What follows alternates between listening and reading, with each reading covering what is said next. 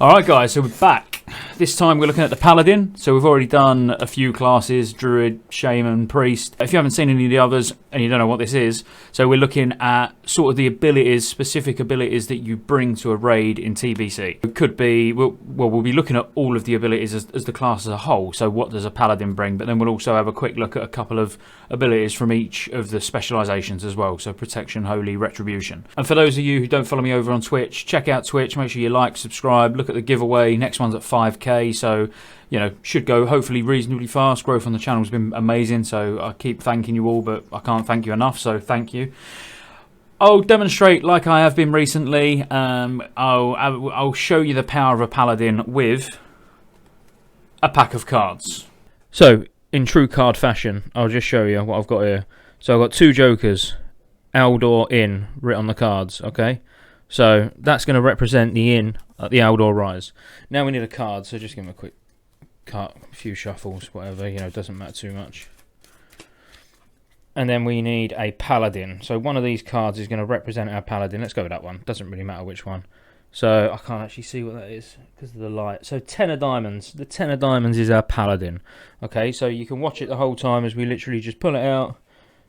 You know, you can see it going into the middle of the deck. Yeah, and then it's lost. Okay, so the Paladin's lost. We can give it a shuffle as well. Again, whatever, doesn't matter. We just want our Paladin to be lost somewhere. We'll say this is we'll say this deck of cards is Karazhan, and our Paladin's a bit of a noob. Doesn't really know his way around. You know, we're saying that he's lost in Karazhan. What we want him to do is accidentally aggro a mob. That's what he's going to do. He's going to accidentally aggro a mob. He's going to be all on his own. He's not going to know what to do. And then we've got our Aldor in here. So just so you can see what they both say. So Aldor Inn, and we want him to bubble and herf into the Aldor Inn. Okay, so if you watch, if I just spread the cards so you can see exactly what's going on here, and then he's casted bubble, now he's doing Hearthstone, couple of seconds, and then boom, he's now in the Aldor Inn, hopefully. So now one card teleports into the Aldor Inn, and it should be our Paladin. Boom. Okay guys, we'll just get straight into this. Hope you enjoyed the card trick. Probably not, but anyway, you know, anything just to put a smile on someone's face.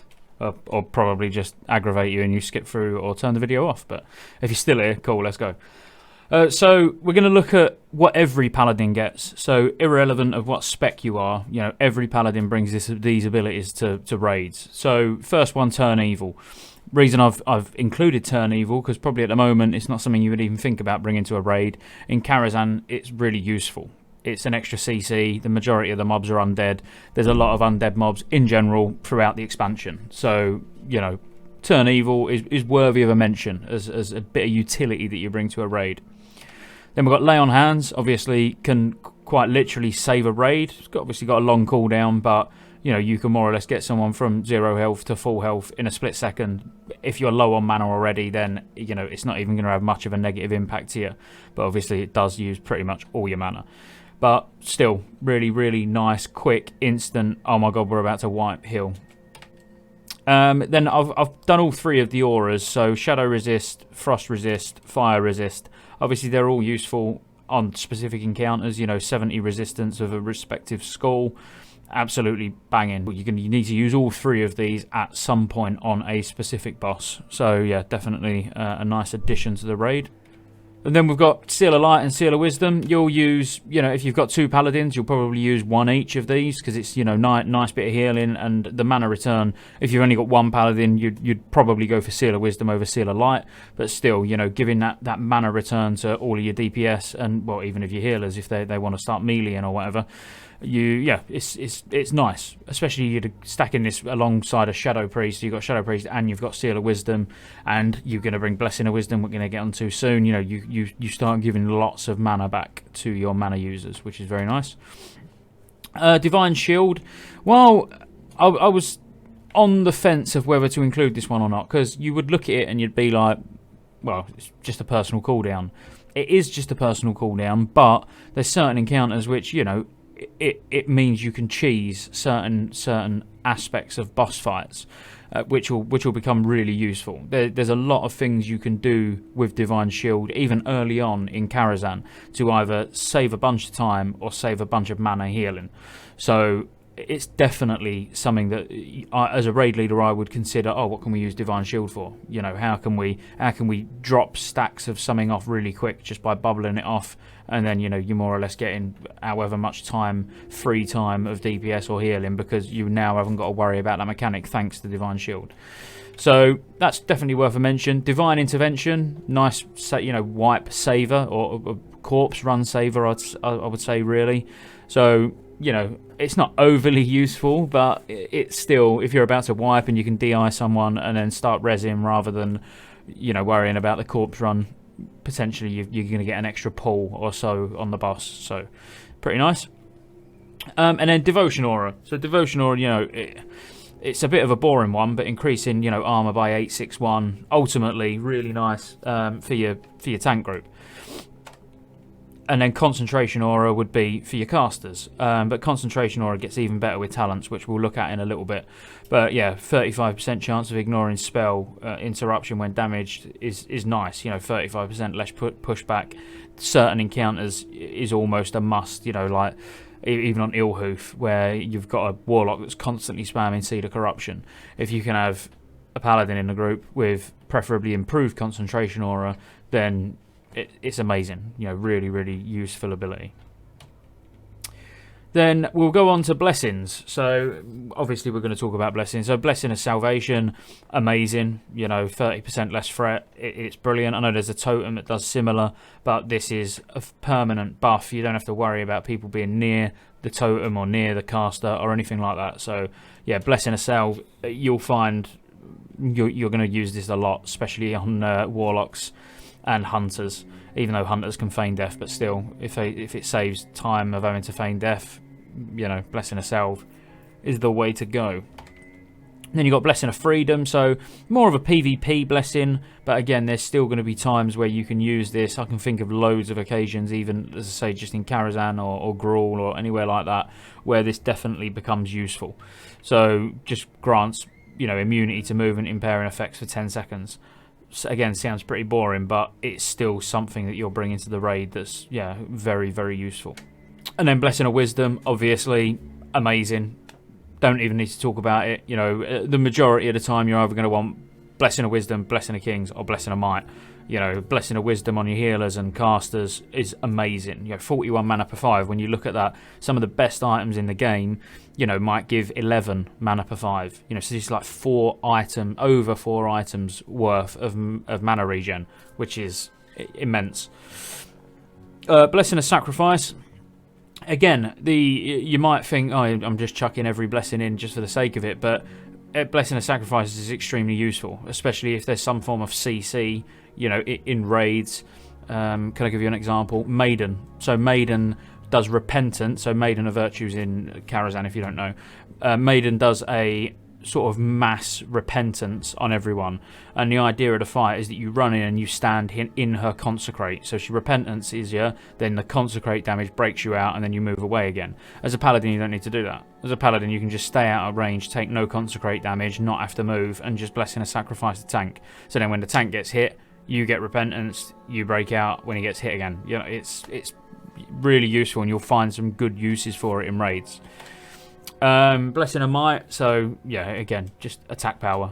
Pretty boring, but, you know, really, really nice for anybody who benefits from attack power. And then finally, Blessing of Protection. Obviously, this can be used for so much. I'm not even going to bother trying to list them all, but, you know, if we want to stick with the TBC examples and Karazhan specifically, let's say, obviously Morrows, which is the second boss, puts a garrote on people, which is the main source of damage that's going out in that fight. It's a hard hitting bleed. Hand of Protection it off. If you've got 2 paladins in the group, Morrows is just so easy because you can more or less keep the mobs CC'd, you know, Hand of Protection off the garrote, and it's easy free loot. So yeah, Blessing of Protection you'll find you'll use a lot. And there's you could put it on a mage who's about to go ham AoE in, or put it on a warlock who's over aggroed because they've been AoE in. There's so many uses for it. It's one that you will more or less, I'm not going to say you'll use it on cooldown, but I reckon quite close to that if you're using it properly. Then moving on, so now we're going to go to what you get talent specific. So let's say you're a Ret Paladin. So a Ret Paladin is going to bring everything that we've just spoke about, but it's also going to bring improved Seal of Crusader, which you're going to keep Seal of the Crusader up because it increases your holy damage, but it'll also now give an extra 3% crit to everybody. So this is not party-wide, this is raid-wide because it's a debuff on the boss.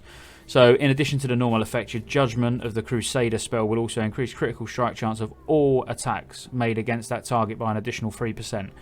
That's lovely. If you're talking, let's say you're a melee, so forget casters, let's say you're a melee with a feral DPS and a Ret in the group, you're getting 8% just by having your mates with you. I mean, that's a lot of crit.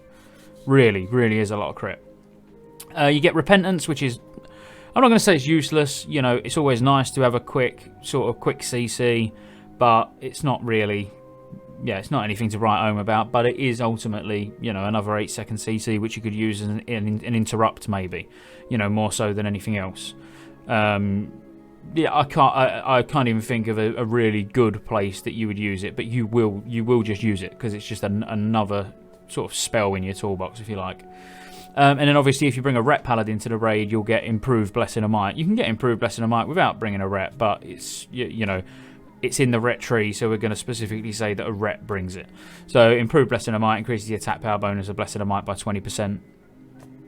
Again, nothing to talk about, just lots of attack power for your attack power users, which is lovely. Then if you go prot, you probably bring a lot more as a protection paladin. So you get Guardian's Favour, which you will pick this up even if you was holy. It's quite low down in the prot tree. But Recruit reduces the cooldown of your Blessing of Protection, increases the duration of Blessing of Freedom. You're going to have to ignore these tooltips, they're really bad. But yeah, it reduces it by a couple of minutes. And increases the duration of Blessing of Freedom by like 4 seconds or something along those lines. You'll also get improved Concentration Aura, so what we was talking about before. So Concentration Aura gives you 35% less pushback. So if you actually talent into it, it increases the effect by 15%, but it also reduces the duration of any silence and interrupts. So that's really nice. Again, more, I don't want to say more PvP. There are bosses that silence, and there are chances that people in your group will get, interrupted. Reducing that amount of time to increase the amount of raid DPS is really nice. There'll be places this will be used. Blessing of Sanctuary, which is nice. If you're quite stacked on paladins in 25 man, then it's just an extra blessing. I'm not saying it's one that you're going to primarily use on any non-tank classes, but if you've got everything else covered, then reducing, damage dealt from all sources by up to 80 on everybody, it's just saving healing. It's straight up mitigating damage, which is always nice. But like I say, you wouldn't really sacrifice something else to use it. And then obviously Blessing of Kings, which is the 11-point talent. So you'll pick this up as holy as well, maybe even Ret. But 10% total stats is massive, and obviously you're looking at from tier 4 to tier 6, the strength of Blessing of Kings changes drastically, whereas the strength of Blessing of Might stays the same. So as everybody gets more stats, Blessing of Kings gets even stronger. So it's really nice. Obviously you're going to want it in your raid without a doubt. And then finally, Holy doesn't bring a great deal extra. Obviously, really, really solid healers. Absolute amazing. Just as amazing as they are in Classic, probably better. So you don't really have mana issues as such. You've got big single target heals. You've got lots of different ranks of these that you'll use for different scenarios. Still lacking on sort of the HOTS and AoE front, but doesn't matter. More enough, it makes up for the lack of those things with all the buffs and all the utility you bring, your auras, your blessings, all of that stuff. The couple of good things though, obviously you get improved lay on hands, which if it's a really hard hitting boss, you can put this on your tank and then drink before the pull. So he's instantly on the pull, got 30% more armor. Obviously you can see the benefit in that. You also get improved Blessing of Wisdom, so now makes your Blessing of Wisdom even stronger, 20% stronger. So as a healer, you might as well bring improved blessing of wisdom, because you're gonna be putting it on all of your mana users basically. And that's about it. I mean, there's not. I thought it was going to take a lot longer, if I'm honest with you. I thought it was going to take a hell of a lot longer, because there was a lot of abilities to get through, and I hope I've gave you a little bit of at least decent information on where you might use some of them. You know, if they're questionable. Let's face it, we don't need to talk about Blessing of Kings. Where would you use Blessing of Kings? In a raid. Every single boss. But there's certain abilities that I've put on here that you might be like, well, why do I care about bringing that to a raid?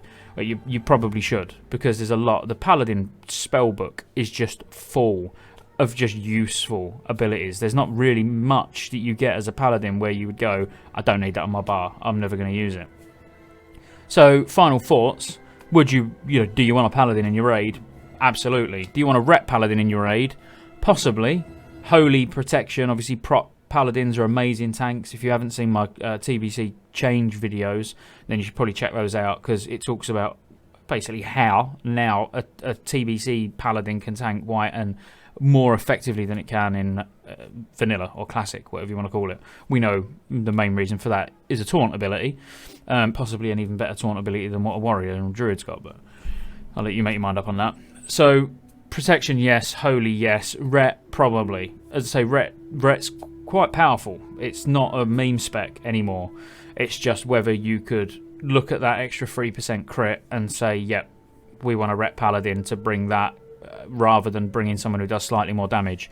My gut feeling and how I personally would do it is I would take a ret Paladin, because I think 3% crit to absolutely everybody is such a massive DPS boost that, you know, dropping a few hundred DPS, personal DPS, is going to work out better. You know, if he's doing 900 DPS and there's a hunter doing 1.4k, 1.5k, then maybe you're in a grey area where is the additional DPS from the 3% crit on everyone going to equal the massive damage difference of bringing a hunter? You're going to have to just look at that yourself. But I hope it was useful. Just one more slide, just quickly to go over if you're new to the channel. So the giveaway, we've done the 1k giveaway now of 3 months. I actually gave out 6 months in the end. I gave 2 different people 3 months each. 5k is, you know, on the horizon. I'm not saying it's imminent, but it's on the horizon. So that's going to be a 6 months game time or an Amazon voucher. You know, if you're not currently playing WoW and you don't want the game time, then an Amazon voucher, or even if you wanted something from the Blizzard shop, you know, as long as it's around the same value, I'm easy with that. So make sure you subscribe, obviously, for a chance to be in the giveaway. Check me out on Twitch. Give the video a like if you liked it, and I hope you come back for the next one. Peace out.